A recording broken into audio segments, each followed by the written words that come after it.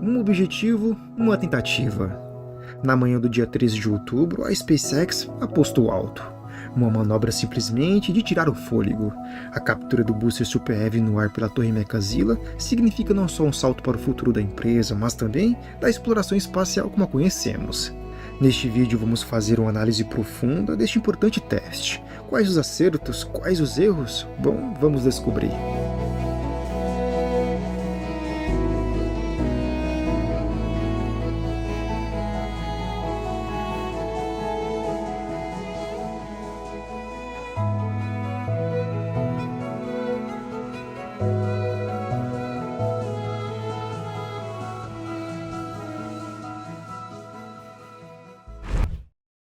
Olhem bem para o complexo de lançamento enquanto o foguete recebe o seu combustível. Vocês notaram algo de diferente do quarto voo para este? Bom, agora temos uma segunda torre. Com este novo ponto de lançamento, a SpaceX espera começar a escalar ainda mais os lançamentos do Starship no futuro. Outra coisa que mudou também é que não temos mais os antigos tanques verticais na Tank Farm. Como em cada voo eles sofriam sérias avarias, a SpaceX os substituiu por tanques horizontais, e além disso aumentou e aumentará ainda mais a capacidade deste parque para atender as duas torres.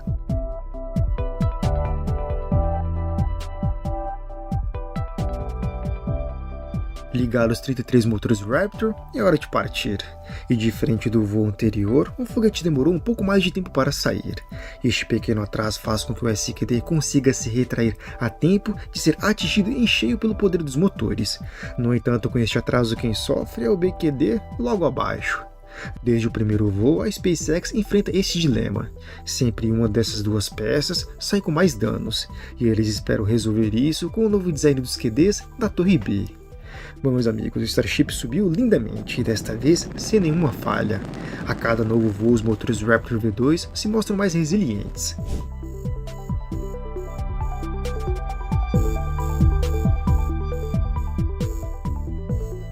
Aos 2 minutos e 35 segundos, inicia a manobra de separação. As grid fins são movidas para auxiliar a manobra do booster. Os gases expelidos pelos motores da nave escapam pela abertura do anel de hot stage e acertam as aletas, que faz com que o booster ganhe um empurrão inicial para sua manobra de retorno. Podemos cravar que a SpaceX dominou completamente esta parte do voo, pois desde o segundo lançamento, quando foi implantado o anel pela primeira vez, eles nunca tiveram problemas. Uma vez separado, o booster inicia a mais insana volta já vista, e neste ponto duas coisas chamam a atenção: o anel despencando próximo ao booster e a tão sonhada frase "Go for catch", ou seja, a SpaceX ia tentar pegar o booster no ar. We'll wait to hear that the go for catch has been sent.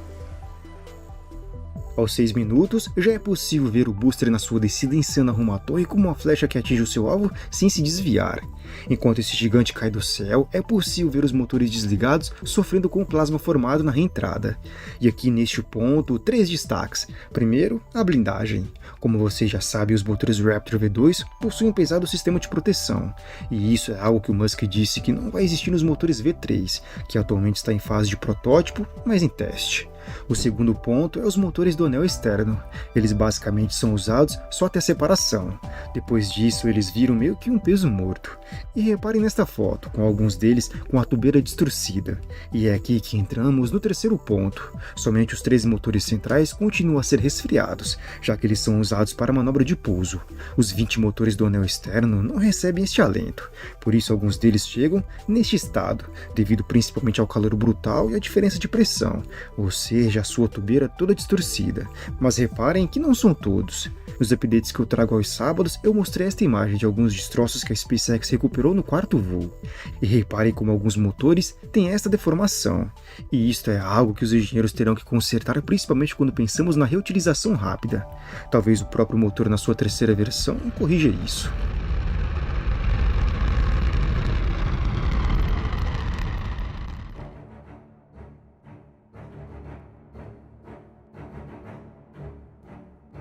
Aos 6 minutos e 31 segundos, o Sonic Boom, uma verdadeira pancada. A onda de choque é tão brutal que ecoa nas nuvens de fumaça.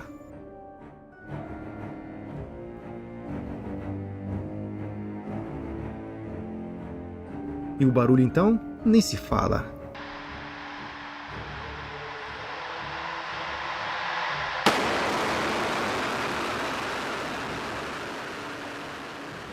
Neste momento, acontece a queima de desaceleração com os 3 motores centrais. E poucos segundos depois, apenas 3 motores ficam ligados.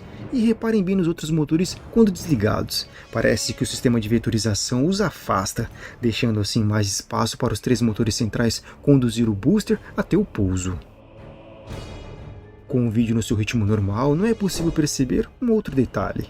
Durante toda a sua trajetória de descida, o booster fica basicamente em uma única posição, e a poucos metros da torre acontece uma leitura de fração de segundos, e o booster então é manobrado até a sua posição final.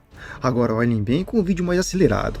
O deslocamento até a torre é bem nítido, e esta manobra é algo que a SpaceX deve aperfeiçoar e suavizar no futuro.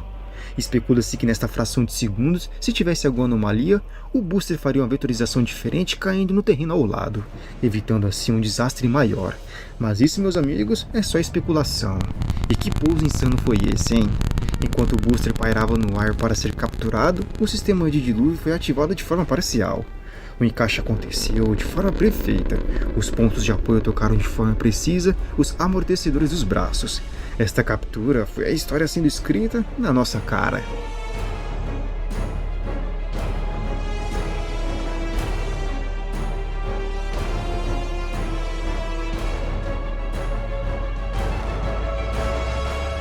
A segunda parte da missão ainda ia ser colocada à prova.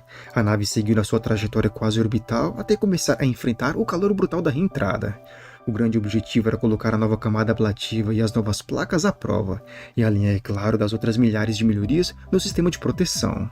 Enquanto a Ship 30 fazia sua descida, repare que alguns fragmentos das placas começaram a se soltar do flap, e isso não era um bom sinal, já que a nave ainda estava a muitos minutos de pousar.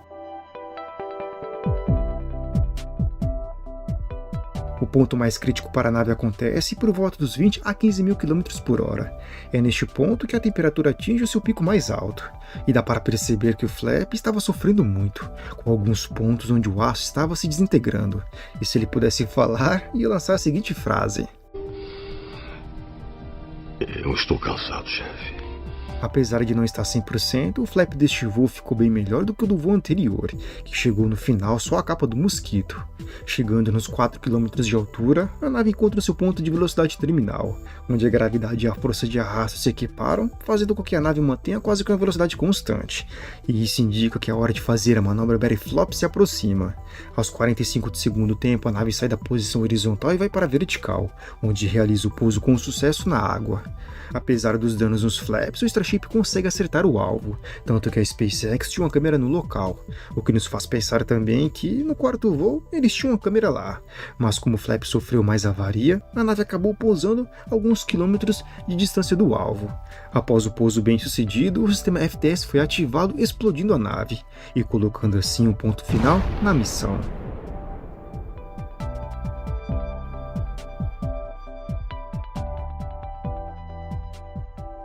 Voltando para o complexo de lançamento, o booster permaneceu pendurado por algumas horas, e foi possível ver uma boa quantidade do que parece ser combustível sobrando, ou pode ser apenas condensação. Depois de algum tempo ele foi baixado e algo chamou a atenção: o desconector rápido se conectou ao booster, e com isso podemos especular alguns cenários. Primeiro, o BQD sobreviveu ao voo, sendo que nos últimos lançamentos este componente foi bastante judiado. Em segundo, como o BQD oferece pontos eletrônicos, os engenheiros podem ter pego todos os dados do perfil de voo dos computadores de forma física, e não apenas através do satélite Starlink como feito nos voos anteriores. E por último, o BQD pode fazer a purga de todos os tanques em encanamentos com nitrogênio, garantindo assim que o booster seja transportado com mais segurança.